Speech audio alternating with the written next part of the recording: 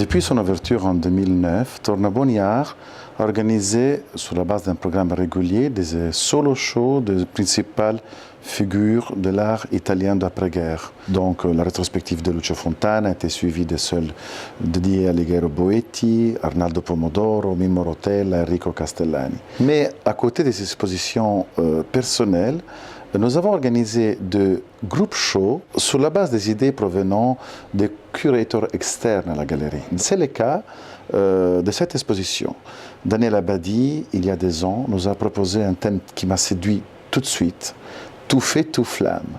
Reconstruire les 50 ans d'histoire de l'art de 1960 à nos jours, à ces noyaux historiques d'œuvres de Klein, de Burri et de Armand.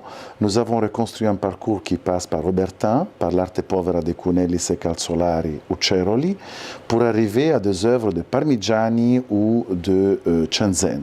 Un ensemble donc très varié et très différent d'artistes et des œuvres qui ont le commun dominateur de travailler à travers le feu.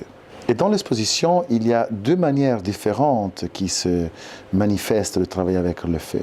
Le feu qu'en combustion, la flamme brûle les matériaux qui restent une fois brûlés, donc présents comme matériaux brûlés.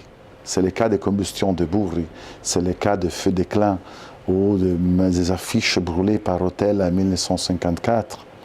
Mais dans les années 60, une autre méthode de travail, une autre présence de la flamme caractérise les œuvres de Calzolari ou par exemple de Cunellis. C'est le cas par exemple de la Marguerite de feu de Cunellis.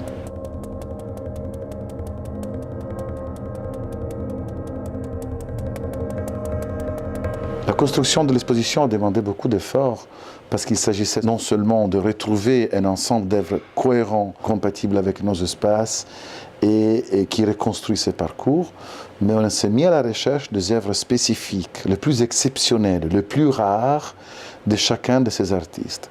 Yves Klein, nous avons l'honneur de pouvoir présenter un des feux plus importants, plus grands et spectaculaires que Klein a pu réaliser, qui était déjà exposé d'ailleurs au Centre Pompidou.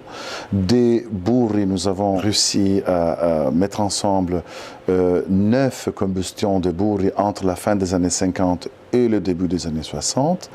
D'Armand, nous avons réussi à trouver un des plus belles colères, un contrebasse brûlé de grand format et en parfait état de conservation, mais surtout, par exemple, de Cunellis, on voulait à tout prix retrouver la Marguerite de feu, une œuvre emblématique, probablement la plus emblématique de l'arte povera de cette époque de Cunellis, qui avait déjà été exposée à Paris en 1969. Parmigiani, nous avons des œuvres exceptionnelles, très poétiques. Parmigiani qui travaille avec la fumée.